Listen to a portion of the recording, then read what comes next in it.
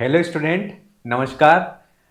जैसा कि काव्य शास्त्रीय ग्रंथों की बात अपन कर रहे थे और काव्य शास्त्रीय ग्रंथों में पिछली क्लास में हमने जो देखा था वह ये देखा था कि विश्वनाथ ने विभिन्न विद्वानों के काव्यों का खंडन किस प्रकार से किया था।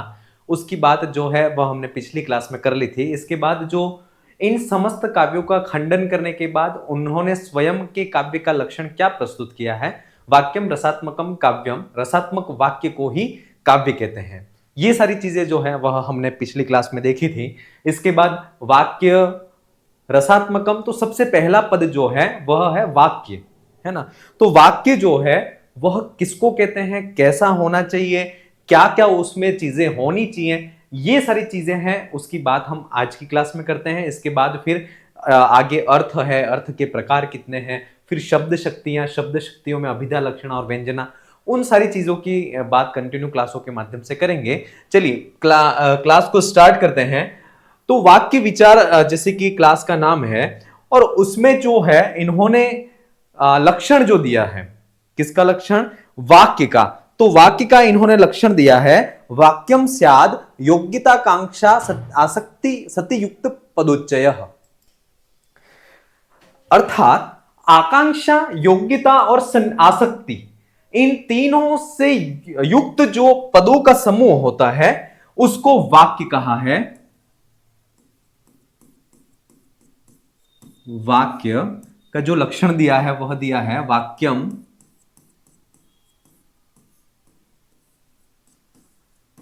स्याद्योग्यता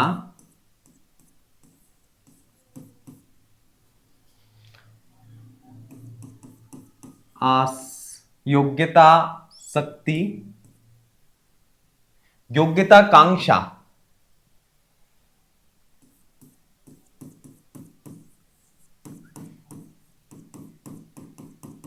शक्ति युक्त पदोच्चय।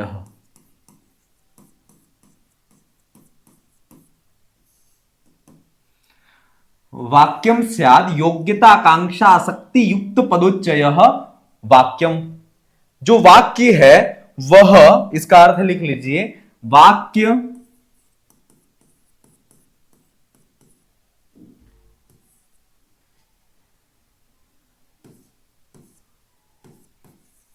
पदों की, पदों के समूह की ऐसी रचना, पदों के समूह की ऐसी रचना जो योग्यता, आकांक्षा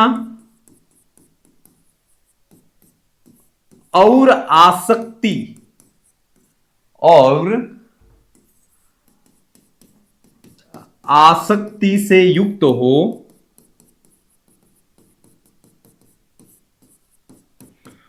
उसे या ऐसी रचना को, उसे जो है वह वाक्य कहते हैं। उसे क्या कहते हैं, वाक्य कहते हैं। अब यहां पर इस वाक्य की परिभाषा में तीन चीजें आई हैं। एक तो आया है, वह आया है कि वाक्य जो होगा वह योग्यता से युक्त होना चाहिए। कैसा होना चाहिए, योग्यता, आकांक्षा और आसक्ति, ये तीन पद हैं। एक तो है योग्यता हो गई, वाक्यों का जो वाक्य जो है वह पदोच्चय वाक्य, ये याद रखना, ये परीक्षा में पूछा जाता है कि पदोच्चय किम। तो पदोच्चय, पद और उच्चय, उच्चय का मतलब होता है समूह, पदोच्चय वाक्य, वाक्यम अर्थात पदों का जो समूह है उसको वाक्य कहते हैं। तो ये चीज भी आपको पता होनी चाहिए। तो जो वाक्य है वह योग्यता, आकांक्षा और आसक्ति, आसक्ति, इन तीनों से युक्त जो पदों का समूह है वह वाक्य कहलाता है। ठीक है। अब योग्यता किसको कहते हैं वो चीज भी हमें पता होनी चाहिए। तो योग्यता की जो डेफिनेशन है, वह योग्यता की डेफिनेशन दी गई है, पदार्थानाम परस्पर, पदार्थानाम परस्पर संबंधे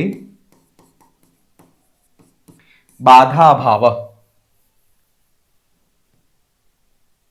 संबंधे बाधा भाव योग्यता। ये इसको एक एक चीज से को आप बहुत अच्छी तरह से समझिएगा। पदोच्चय वाक्य, ये भी बहुत सी बार परीक्षा में पूछा जाता है। पदोच्चय वाक्य, वाक्योच्चय महावाक्य। अपन आगे देखेंगे वाक्य के दो प्रकार होंगे, एक तो वाक्य होगा और दूसरा महावाक्य होगा। पदोच्चय वाक्य और वाक्योच्चय महावाक्य, ये उसका डेफिनेशन वहां पर बताएंगे। और ये जो क्वेश्चन है वो परीक्षा में, पिछली भर्ती परीक्षा में असिस्टेंट प्रोफेसर में क्वेश्चन पूछा गया था। ठीक है, चलिए अगर बात करते हैं पदार्थानाम परस्पर संबंधी बाधा भाव योग्यता, अर्थात पदों के समूह का वाक्य कहते हैं। ठीक है, और वह वाक्य जो है वो योग्यता, आकांक्षा और आसक्ति से युक्त होना चाहिए। तो पदार्थानाम, जो पदों के अर्थ हैं, उनके पदों के अर्थों के परस्पर संबंध में, परस्पर अन्वय में बाधा का अभाव होना, वही कहलाता है योग्यता। अर्थात जब भी हम वाक्य लिख रहे हैं, वाक्य पदों का समूह है, तो वाक्यों के समूह को जब भी हम लिखें या प्रस्तुत करें, तब उनके पदों में परस्पर संबंध में कोई भी बाधा नहीं होनी चाहिए, बाधा का अभाव होना चाहिए। और बाधा का परस्पर उनके संबंध में, अन्वय में बाधा का अभाव होगा तो उसको योग्यता कहते हैं। और वाक्य के लिए योग्यता, वाक्य के लक्षण में योग्यता का होना, उस वाक्यों पदों के समूह में योग्यता का होना बहुत ही आवश्यक है। और इसका जो उदाहरण है वह कहते हैं वन्निना सिंचति। वन्निना सिंचति, अगर वन्निना सिंचति जो वाक्य है वह योग्यता के अभाव में यह वाक्य नहीं है, योग्यता का इसमें अभाव है।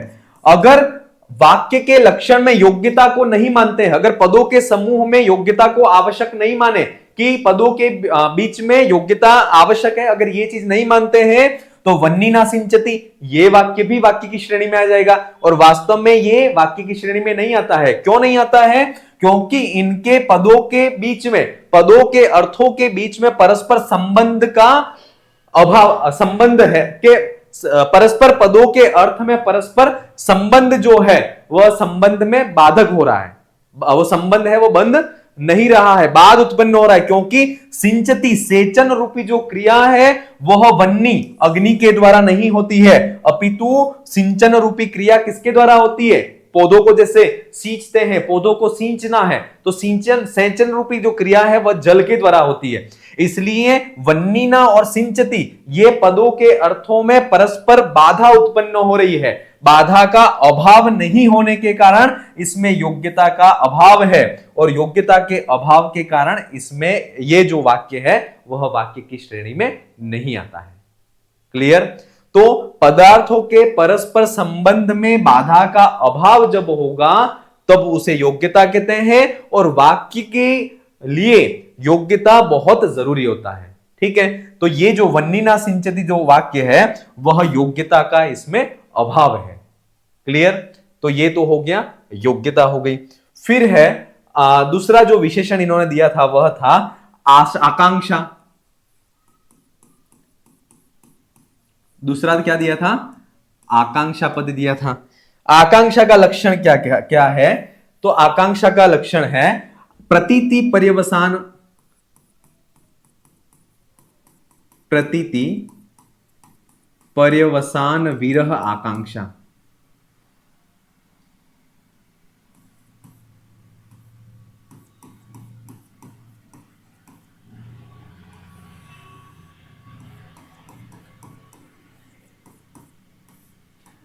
प्रतीति पर्यवसान विरह आकांक्षा। ठीक है, अब यहां पर प्रतीति और पर्यवसान के विरह को जो है वह आकांक्षा कहते हैं। आकांक्षा का शाब्दिक अर्थ अगर बात करें तो आकांक्षा का शाब्दिक अर्थ होता है, वह होता है इच्छा या चाह। क्या होता है? इच्छा या चाह। जब एक पद को प्रस्तुत किया जाता है तो उस पद को प्रस्तुत करने के बाद श्रोता की, है ना, श्रोता की, क्योंकि ये जो आकांक्षा है सतु श्रोतु जिज्ञासा रूप, इसकी वृत्ति में कहा गया कि ये जो है वह श्रोता की जिज्ञासा के रूप वाला कहा गया है। ठीक है, इसलिए याद रखना अगर परीक्षा में पूछ लिया जाए सतु श्रोतु जिज्ञासा रूप इत्यत्र सपदेन अर्थ अस्ति, आकांक्षा योग्यता सन्निधि या फिर वाक्य, तो आपको पता होना चाहिए कि इसका जो उत्तर होगा वह आकांक्षा जो है वह श्रोता की जिज्ञासा के रूपवान जो है वह आकांक्षा होती है। क्लियर? तो आकांक्षा का शाब्दिक अर्थ होता है वह होता है इच्छा या चाह। जब एक पद की प्रस्तुत होने में एक पद जब आता है तब उसके बाद जो है वह श्रोता के अंदर एक जिज्ञासा होती है कि इसके बाद कौन सा पद आएगा। जैसे अश्व, अश्वम अगर बोल दिया तो अश्वम जैसे ही पद आया तो श्रोता, वक्ता ने तो अश्वम पद बोल दिया, तो श्रोता के अंदर एक जिज्ञासा उत्पन्न होती है कि इसके बाद अश्वम आनयः पद, अर्थात इस आनय पद के लिए श्रोता जो है उसकी एक इच्छा या चाह या आकांक्षा रहती है अंदर कि अश्वम पद के बाद क्या पद अगला आएगा। तो ऐसी जब भी पदों को प्रस्तुत करें और उसके बाद श्रोता के अंदर जिज्ञासा उत्पन्न हो, आकांक्षा उत्पन्न हो, तो ऐसे पदों के समूह को ही वाक्य कहते हैं। अगर आकांक्षा पदों के बीच में नहीं रहेगी तो फिर, अगर आकांक्षा पदों के बीच में नहीं रहेगी तो फिर गो,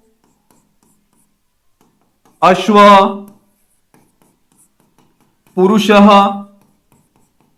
हस्ती, है ना, ये पद जो है वह भी वाक्य कहला जाएंगे। लेकिन ये क्या वाक्य हैं क्या? अगर गो, अश्व, पुरुषो, हस्ती, यहां पर गो पद आया तो आकांक्षा तो रही, लेकिन आकांक्षा इससे उसका पर जो अश्व है, पुरुष, इनका कोई भी संबंध नहीं है। इसलिए आकांक्षा पदों के एक पद के प्रस्तुत होने के बाद श्रोता के अंदर एक आकांक्षा उत्पन्न हो, इच्छा उत्पन्न हो, वही वाक्य कहलाते हैं। और अगर आकांक्षा को हम नहीं मानते हैं वाक्य के अंदर तो फिर गो, अश्व, पुरुषः, हस्ती, ये जो पद हैं वह भी वाक्य की श्रेणी में आ जाएंगे, लेकिन ये वाक्य नहीं है। क्यों नहीं है? तो याद रखना, आकांक्षा का इसमें अभाव है। आकांक्षा अभाव, आकांक्षा का इसमें अभाव होने के कारण ये जो गो, अश्व, पुरुष, हस्ती, ये जो है वह वाक्य नहीं है। क्लियर? इससे पहले वन्निना सिंचती ये हमने देखा था, वो वाक्य की श्रेणी में क्यों नहीं है? क्योंकि उसमें योग्यता का अभाव है। क्लियर? तो ये हो गई आकांक्षा। इसके बाद जो है वह है आसक्ति। क्या है? आसक्ति।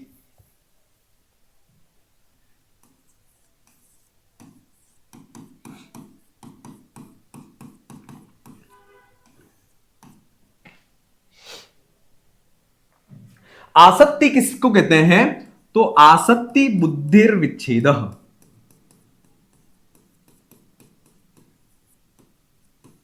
बुद्धिर विच्छेद।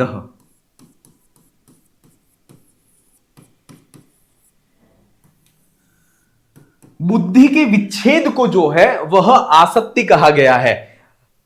ठीक है? और आसक्ति का शाब्दिक अर्थ देखें तो निकटता या समीपता। क्या होता है?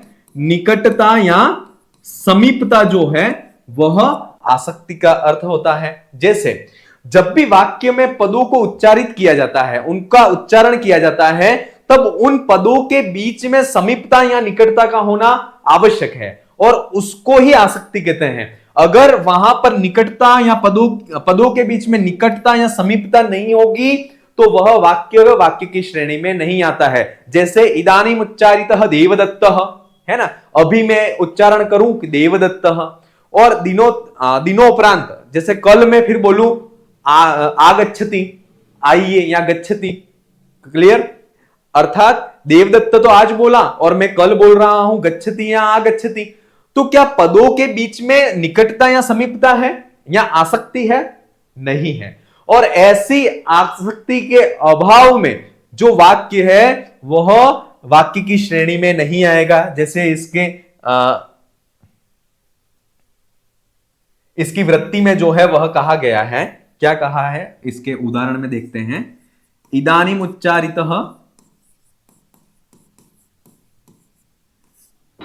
इदानीम उच्चारितस्य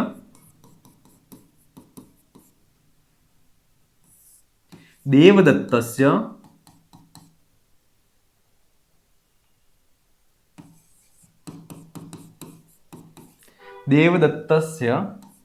शब्दस्य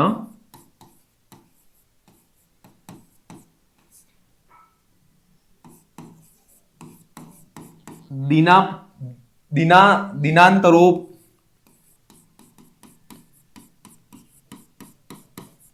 दिनांतरोच्चारितेन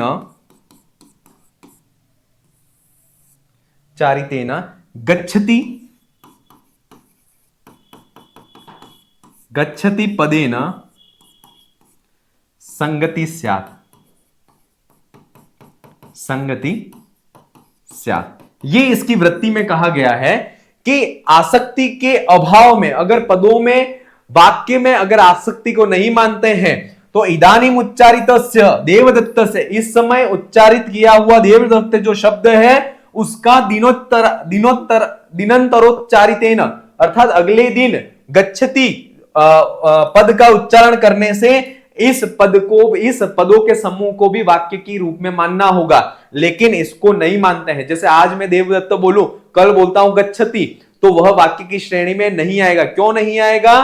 क्योंकि वह उनमें आसक्ति का अभाव है, निकटता का अभाव है, इसलिए ये जो है वह वाक्य की श्रेणी में नहीं आता है। क्लियर? इसलिए जो पदों के समूह को वाक्य कहते हैं, जो कि योग्यता, आकांक्षा और सन्निधि से, आसक्ति से युक्त होना चाहिए। ठीक है, तो उसमें जो है वह तीनों वाक्यों के पदों के जो समूह है उसमें योग्यता, इसके बाद है आकांक्षा और आसक्ति, ये तीनों जरूरी होने चाहिए, तभी वह वाक्य की श्रेणी में आता है। क्लियर यहां तक कि वाक्य जो है उस वाक्य में क्या क्या चीजें जरूरी हैं और किसके अभाव में क्या चीज नहीं है, इन तीनों चीजों को हमने देख लिया। और याद रखना, वन्निना सिंचति योग्यता के अभाव में वाक्य की श्रेणी में नहीं आता है। इसके बाद हमने जो गो अश्व पुरुषो हस्ति, ये वाक्य जो है वह आकांक्षा के अभाव में वाक्य नहीं है। और इदानीम उच्चारित, अभी देवदत्त का उच्चारण किया और अगले दिन हम गच्छति इस पद का उच्चारण कर रहे हैं, तो इनमें आसक्ति माने निकटता या समीपता के अभाव के कारण ये जो है वह वाक्य की श्रेणी में नहीं आते हैं। तो इसको तीनों उदाहरण बहुत इंपॉर्टेंट है और परीक्षा में पूछे भी जाते हैं। क्लियर? तो ये तो हो गया वाक्य। अब वाक्य, ये तो हो गया वाक्य। इत्थम वाक्यम द्विधा कहा गया है, वाक्य के ये तो स्वरूप हो गया। अब उसके भेद की बात करते हैं, तो कहा गया है इत्थम वाक्यम द्विधा मतम। इसकी वृत्ति में क्या कहा है? इत्थम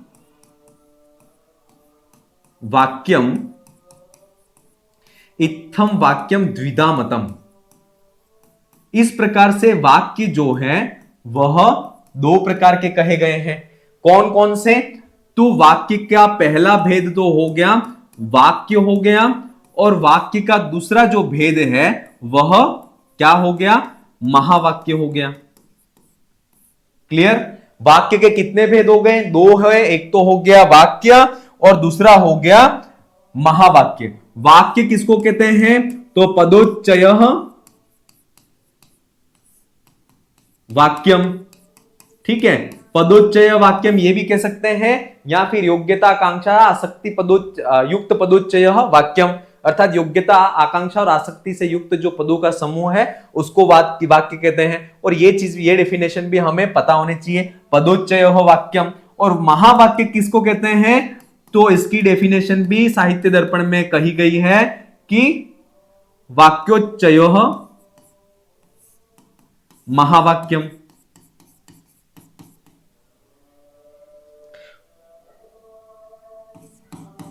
वाक्योच्चय महावाक्यम। ठीक है, ये दोनों वाक्य और महावाक्य की परिभाषा दी गई है। अब वाक्य का उदाहरण जो दिया है, वाक्य का उदाहरण, ये चीज भी हमें पता होनी चाहिए कि साहित्य दर्पण में वाक्य का उदाहरण कौन सा दिया है। तो वाक्य का उदाहरण इन्होंने दिया है शून्यम वास ग्रहम विलोक्य शयनात्। शून्यम वास ग्रहम विलोक्य शयनात्,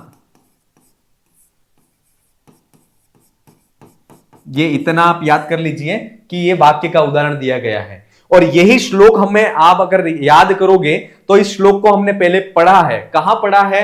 जब पिछली क्लास में हमने देखा था वाक्यम रसात्मकम काव्यम, है ना, उस समय जहां पर रस का उदाहरण था। ये किसका उदाहरण था? रस।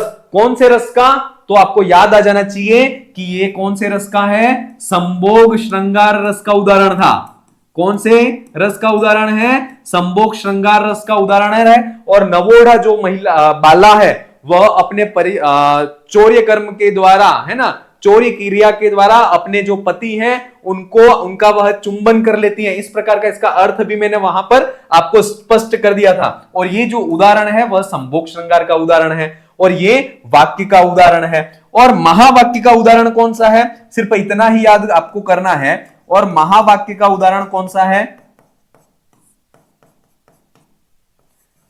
महावाक्य का जो उदाहरण है वह है रामायण महाभारत,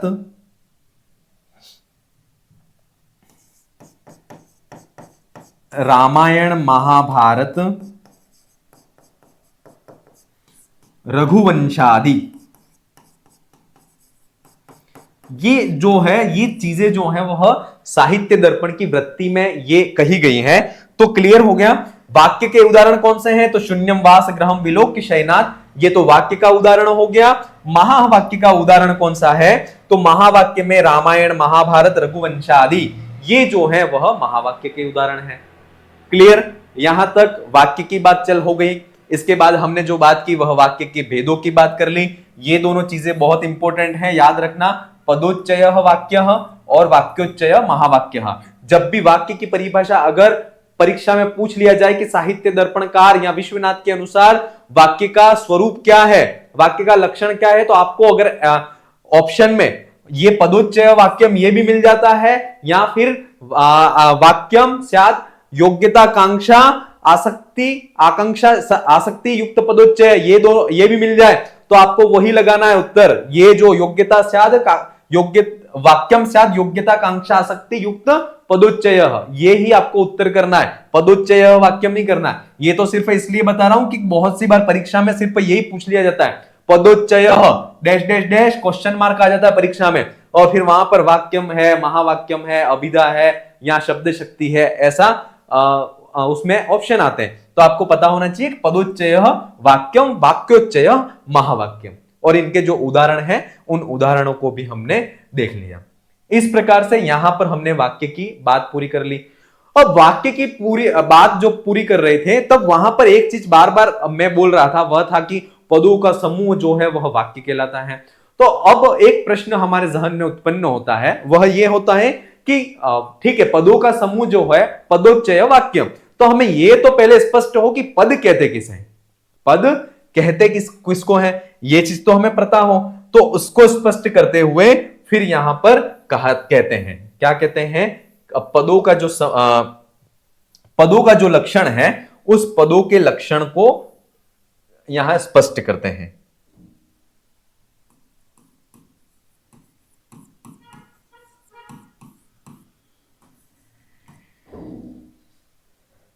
इसका लक्षण है वह है वर्णापदम,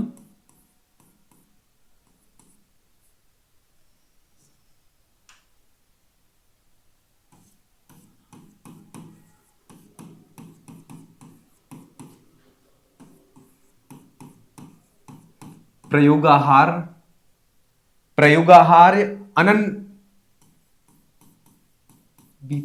अनन्वितेकार्थ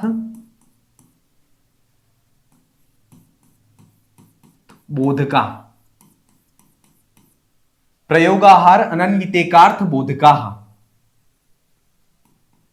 क्लियर? ये जो है वह पद का लक्षण दिया गया है, पद का लक्षण ये है। और इसमें क्या क्या बातें कही हैं, एक तो कहा है प्रयोगाहार,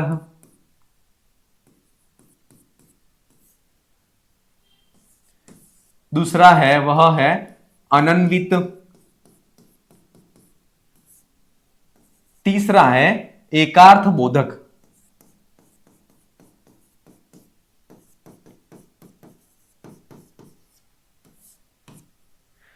ठीक है। प्रयोगाहार, अनन्वित और एकार्थ बोधक, तीन विशेषण जो है वह पद के दिए गए हैं। पद वर्णाः पदम, है ना, अर्थात वर्णों के जो समूह हैं उनको पद कहते हैं, और वह कैसे होते हैं, प्रयोगाहार है, अर्थात ये प्रयोग के वाक्यों में प्रयोग के योग्य होने चाहिए। और वह दूसरा क्या होना चाहिए, अनन्वित होने चाहिए। कैसे होने चाहिए, अनन्वित होने चाहिए, अर्थात उसका जो अर्थ है वह किसी दूसरे अर्थ के रूप में उसका प्रयोग न हो, ऐसे होने चाहिए। और एकार्थ बोधक, एक अर्थ के बोधक वह पद जो है वह होने चाहिए।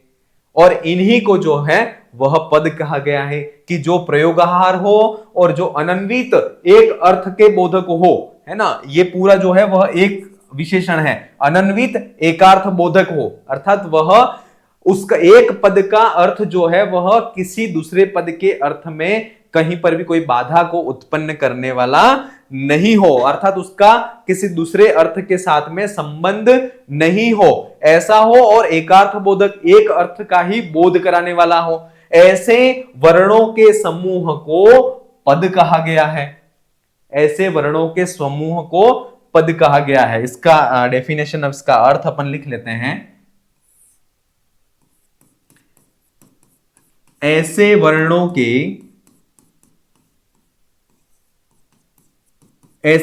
के समूह जो प्रयोग, जो वाक्यों में प्रयोग योग्य हो, जो वाक्यों में प्रयोग योग्य हो तथा अनन्वित एकार्थ बोधक हो, अनन्वित एकार्थ बोधक हो, उन्हें पद कहते हैं। क्या कहते हैं, उन्हें पद कहते हैं। अब यहां पर अनन्वित एकार्थ बोधक का अर्थ क्या है उसको भी क्लियर कर देते हैं।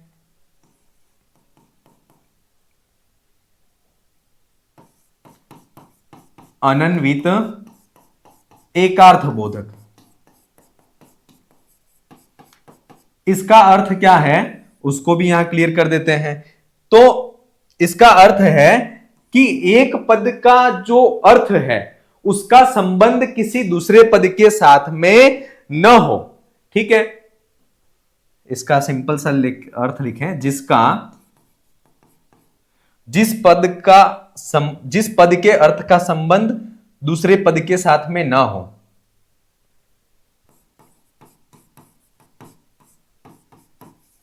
जिस पद के अर्थ का संबंध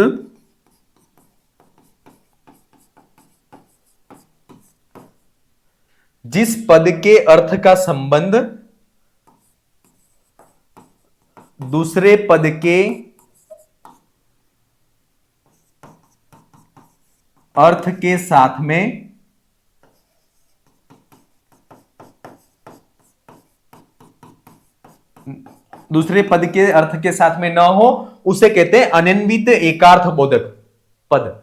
क्लियर।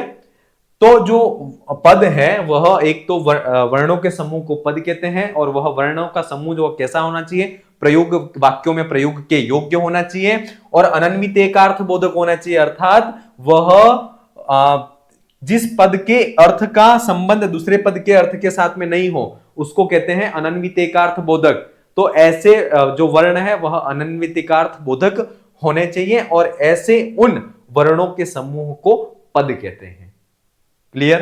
तो ये तो हो गया यहां पर पद का जो लक्षण है वह भी अब हो गया। अब फिर आगे बात करते हैं, वह है अर्थ, है ना। अब यहां पर वाक्य की बात हो गई, महावाक्य की बात हो गई, इसके बाद है वह पद की बात हो गई। अब जो है वह अर्थ की बात करते हैं, और अर्थ के लिए कहा गया है अर्थो वाच्यश्च लक्ष्यश्च व्यंग्यश्चेति त्रिधा मतम। जो अर्थ है वह अर्थ तीन प्रकार का है। एक तो हो गया वाच्यार्थ, अर्थ कौन कौन से हो गए? एक तो हो गया वाच्यार्थ, दूसरा जो हो गया वह हो गया लक्ष्यार्थ, तीसरा जो अर्थ का प्रकार है वह हो गया व्यंग्यार्थ। देखिए हम जो पढ़ रहे हैं वह साहित्य दर्पण की एक एक लाइन की वृत्ति जो है, उन एक एक लाइन की वृत्तियां और एक एक कारिका को देख रहे हैं जो हमारे सिलेबस में है।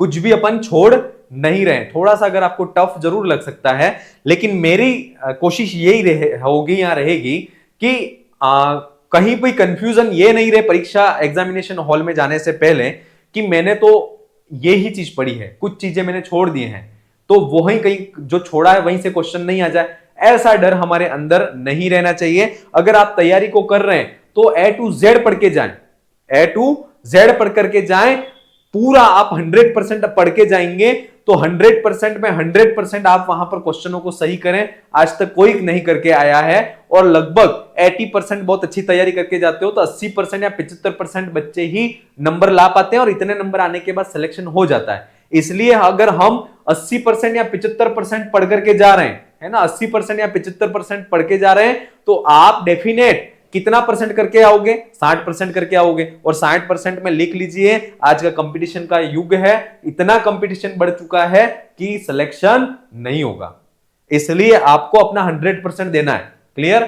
चलिए, तो अर्थ जो है वह वाच्यार्थ, लक्ष्यार्थ और व्यंग्यार्थ 3 प्रकार का कहा गया है। तो त्रिधा मतम अर्थ कतिधा मतम, तो अर्थ त्रिधा मतम, वाच्यश्च लक्ष्यश्च व्यंग्यश्चेति, वाच्यार्थ, लक्ष्यार्थ और व्यंग्यार्थ, इन 3 प्रकार का जो है वह अर्थ कहा गया है।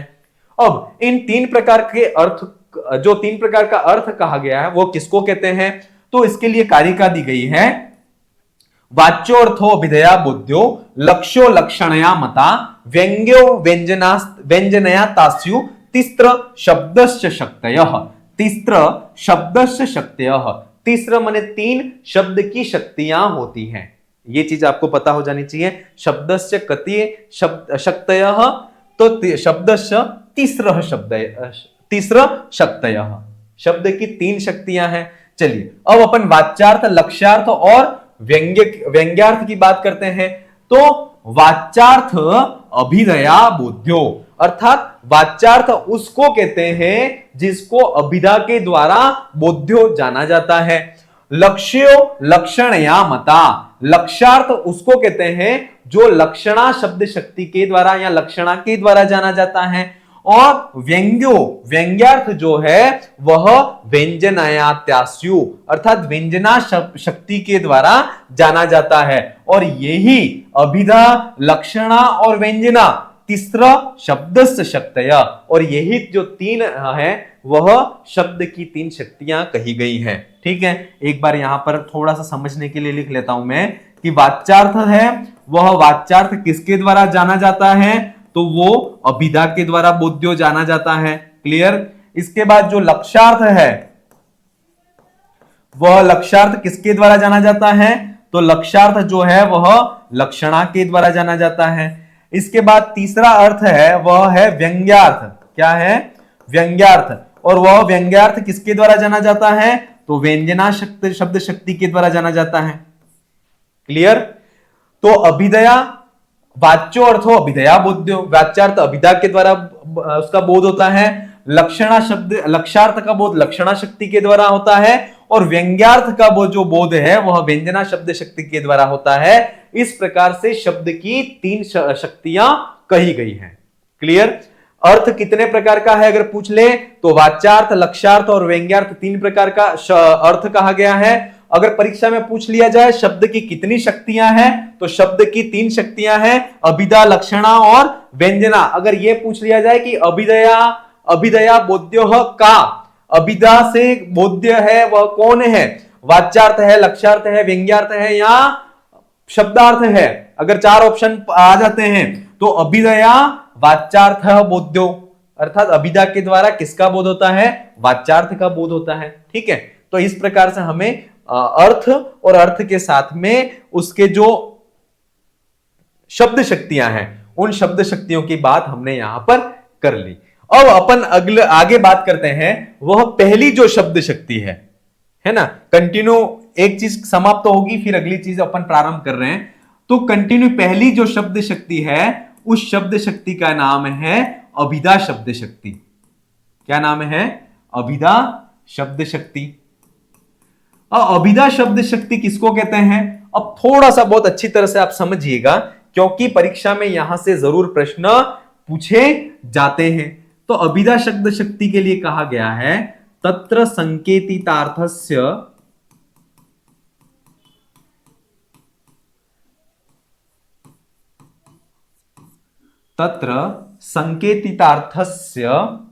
बोधनात्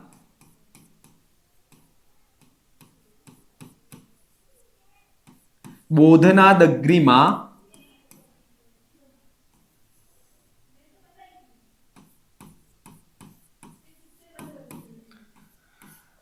तत्र संकेतितार्थस्य बोधनादग्रिमा अभिधा।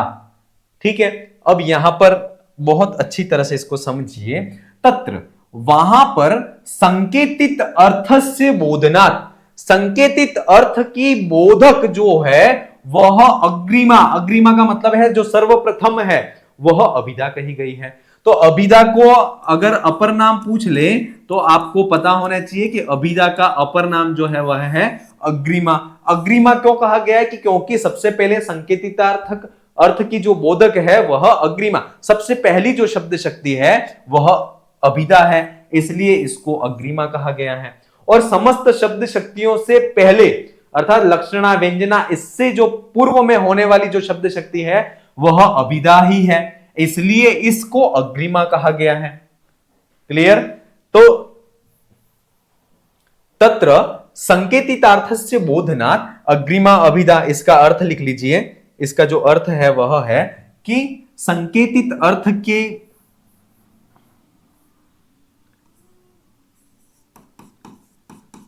अब संकेतित अर्थ किसको कहते हैं ये चीज भी हमें पता होना चाहिए। संकेतित अर्थ की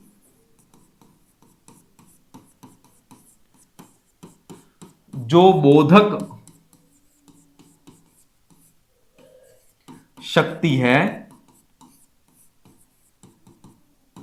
उसे अभिधा शब्द शक्ति कहते हैं। क्या कहते हैं? उसे अभिधा शब्द शक्ति, उसे अभिधा शब्द शक्ति कहते हैं। क्लियर? संकेतित अर्थ की जो बोधक है, उस संकेतित अर्थ की बोधक जो शब्द शक्ति है उसको अभिधा शब्द शक्ति कहते हैं, और उसके लिए अग्रिमा पद का भी प्रयोग हुआ है। क्लियर? तो ये तो हो गया, इसकी डेफिनेशन हो गई। अब ये हमें पता होना चाहिए कि संकेतित अर्थ जो है उस संकेतित अर्थ के उपाय क्या हैं। क्या पता होना चाहिए? संकेतित अर्थ के उपाय क्या है ये हमें पता होना चाहिए। तो संकेतित अर्थ जो है, उस संकेतित अर्थ के उपाय जो है वह 3 है। साहित्य दर्पण में संकेतित अर्थ के जो उपाय बताए गए वह 3 हैं, उसको भी देख लेते हैं। और यहां पर जो है वह प्रश्न पूछा जाता है, संकेतित अर्थ के उपाय। संकेतित अर्थ के उपाय, किन उपायों के द्वारा संकेतित अर्थ होता है? एक तो संकेतित अर्थ के क्षेत्र 4 है, और संकेतित क्षेत्र के उपाय जो है, संकेतित अर्थ के उपाय 3 है। पहला है वह है अवापोद्वाप।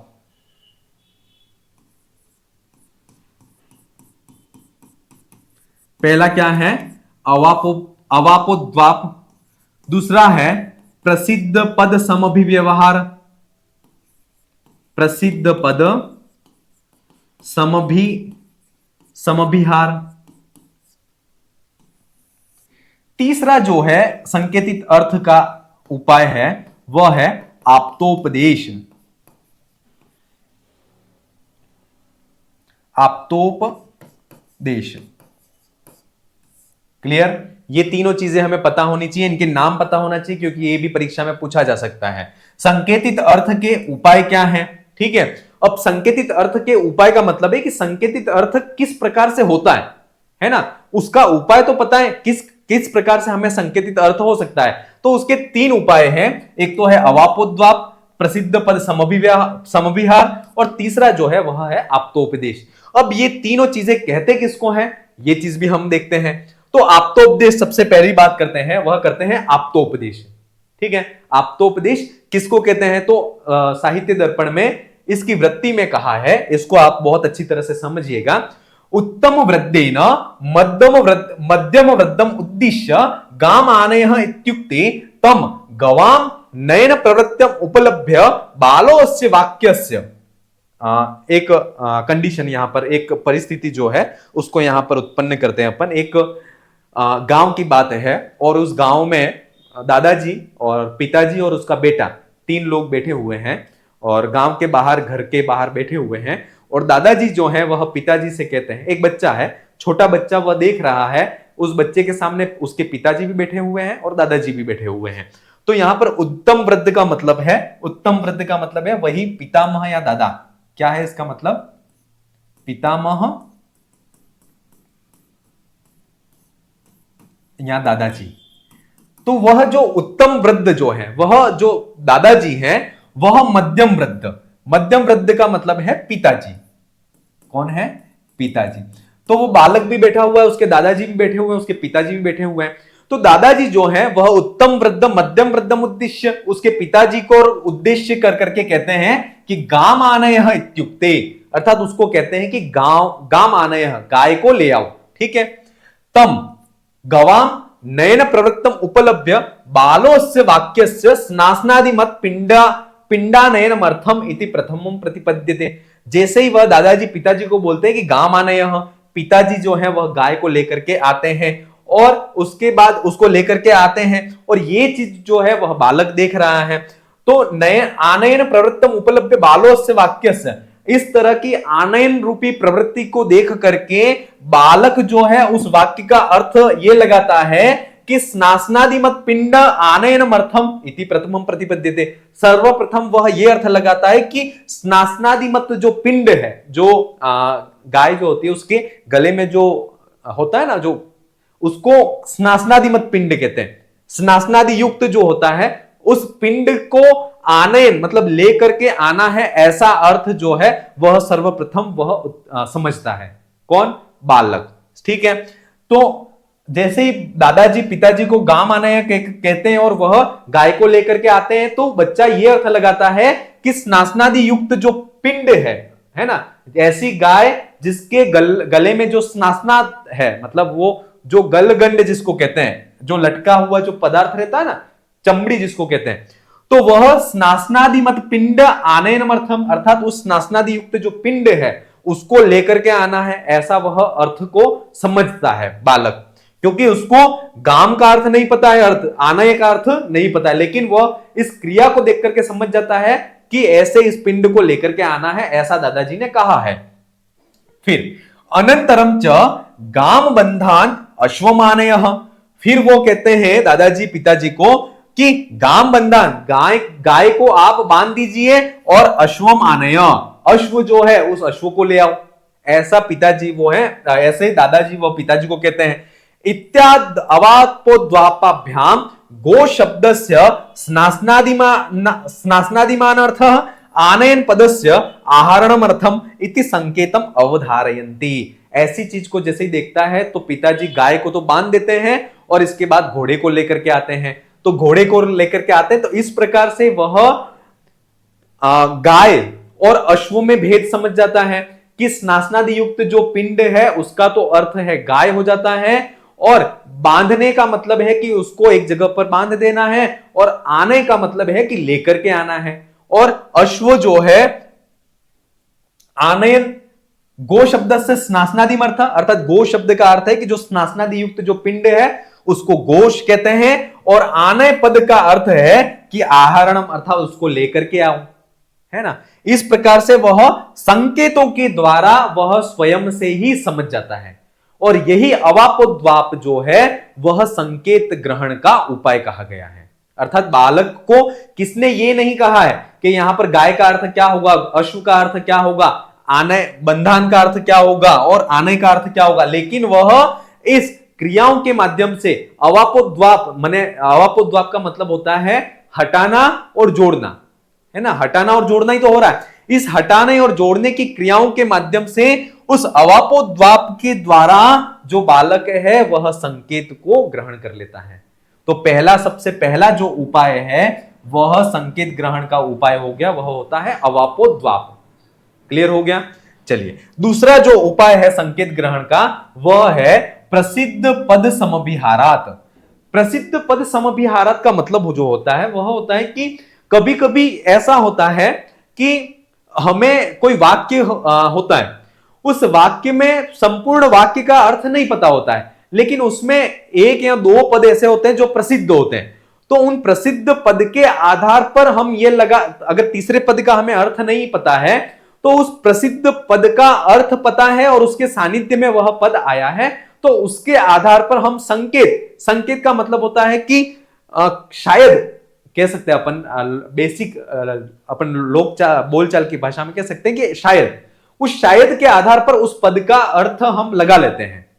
ठीक है, और उसी को कहते हैं प्रसिद्ध पद समभिहारात। प्रसिद्ध पद समभिहारात का मतलब ऐसा है कि ऐसे प्रसिद्ध पद के सानिध्य में जो शब्द आते हैं, पद आते हैं, तो उन प्रसिद्ध पदों के अर्थों के आधार पर जिन पदों का हमें अर्थ नहीं पता है उनका हम संकेतित अर्थ को ग्रहण कर लेते हैं। और उसका जो उदाहरण है वह यहां पर दिया गया है, इह प्रभिन्न प्रभिन्न कमलोदरे मधुनी मधुकर पिबती इत्यत्र। यहां पर जो है कमल का मतलब जो है वह कमल का जो फूल है इसका प्रसिद्ध अर्थ है। क्लियर, यहां पर जो कमल है उस कमल का अर्थ जो है वह प्रसिद्ध है, आप और हम सभी जानते हैं। लेकिन यहां जो मधुकर शब्द है उस मधुकर की दो अर्थ होते हैं, एक तो होता है वह होता है भोरा होता है, और इसका दूसरा जो अर्थ होता है वह होती है मधुमक्खी। इसका दूसरा अर्थ क्या होता है, वह होता है मधुमक्खी होती है। तो यहां पर अब मधुकर का जो अर्थ है वह हमें भोरा लेना है या मधुमक्खी लेना है, ये हमें जो है वह कंफ्यूजन उत्पन्न हो जाता है। लेकिन प्रसिद्ध पद के समाहार के साथ में आने पर, प्रसिद्ध पद के साथ में मधुकर के आने पर कमल का अर्थ प्रसिद्ध है, और इसके सानिध्य में इसके समभिहारात आने के कारण जो मधुकर है उस मधुकर शब्द का जो अर्थ होगा वह क्या होगा, भोरा ही होगा, वहां पर मधुमक्खी नहीं होगा। क्लियर। तो ऐसे प्रसिद्ध पद के सानिध्य में किसी पद के आने पर भी हम संकेतों के माध्यम से उसके अर्थ का अनुमान लगा लेते हैं। तो संकेतित अर्थ का दूसरा जो उपाय है वह क्या होगा, प्रसिद्ध पद समभिहारात हो गया। क्लियर हो गया यहां पर। ठीक है, तीसरा जो अर्थ है वह है आप्तोपदेश, है ना। आप्तोपदेश है अर्थात यथार्थ पुरुष है ना, जो यथार्थ पुरुष है, जो आप्त पुरुष है, उसके द्वारा जो उपदेश दिया गया है, उस उपदेश या उनके द्वारा जो कहा गया है उसको, उसके द्वारा भी हमें संकेतित अर्थ का जो है वह अनुमान लगता है या संकेतित अर्थ का बोध होता है। जैसे अयम अश्व शब्द वाच्य, ये जो है वह अश्व शब्द का वाच्य है, तो इसके द्वारा भी हमें जो है वह संकेतित अर्थ का बोध होता है। इसलिए हमें तीनों के द्वारा, तीनों अवापोद्वाप, इसके बाद है प्रसिद्ध पद समभिहारात और आप्तोपदेश, इन तीनों के जो उदाहरण हमने देखे हैं, इन तीनों के उदाहरण हमें पता होना चाहिए और याद होने चाहिए, क्योंकि परीक्षा में पूछा जा सकता है। ठीक है, इह प्रभिन्न कमलोदरे मधुनी मधुकर पिबती इत्यत्र केन संकेतितार्थस्य बोधः भवति, ये अगर पूछा तो आपको पता होना चाहिए कि ये जो है वह प्रसिद्ध पद समभिहारात संकेतितार्थस्य बोधकः। क्लियर। तो ये जो तीन है वह हमने इन तीनों को यहां पर देख लिया है। अब अगली बात करते हैं, ये तो हो गया था संकेतित अर्थ के उपाय। अब संकेतित अर्थ जो है उस संकेतित अर्थ का क्षेत्र क्या है, कहां कहां ये संकेतित अर्थ जो है वह होता है, तो हम अब देखेंगे वह होता है संकेतित अर्थ के जो क्षेत्र हैं उन क्षेत्रों की बात करते हैं। ठीक है, चलिए संकेतित अर्थ के क्षेत्र।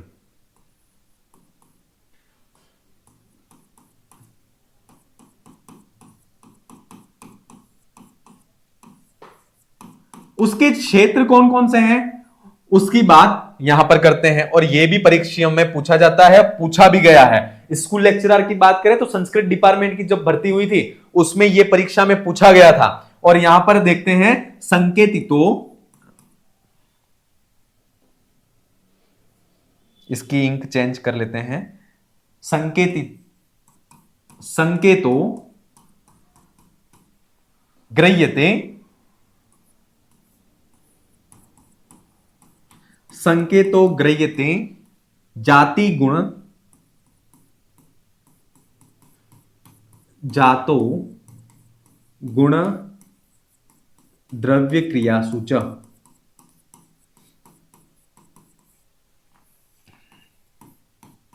क्लियर? ये चीज आपको एज इट इज याद कर लेनी है। चलिए, संकेतित अर्थ जो है उसके क्षेत्र कौन कौन से हैं, तो उसके क्षेत्र जो है वह 4 हैं। वह संकेतित अर्थ है, वह गृह्यते, उसका ग्रहण होता है जातो गुण द्रव्य क्रियासु च, अर्थात जाति गुण और द्रव्य और क्रिया, इन 4 क्षेत्रों में जो है वह संकेतित अर्थ ग्रहण होता है। और ये जो 4 हैं वह व्यक्ति की उपाधियां हैं। क्या है?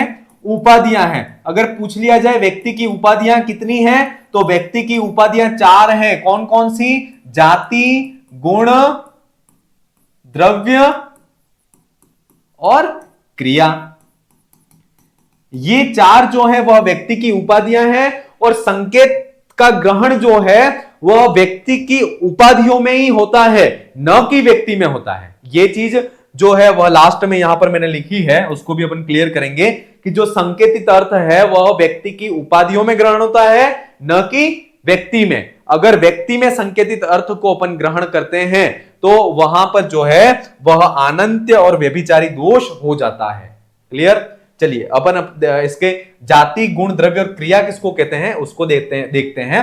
जाति गोपिंडादिशु गोत्वादिका। जाति किसको कहते हैं? तो जो गोपिंड है, उस गोपिंड में जो गोत्व है, उस गोत्व को क्या कहते हैं? जाति कहते हैं। ठीक है? जैसे मनुष्य में जो मनुष्यत्व है, उस मनुष्यत्व को क्या कहते हैं? जाति कहते हैं। क्लियर? तो वही यहां पर कह रहे हैं कि जो गोपिंड है उसमें जो गोत्व है, उस गोत्व को जाति कहते हैं। गुणों विशेषाधान हेतु सिद्धो वस्तु धर्म। ठीक है? अर्थात गुण किसे कहते हैं?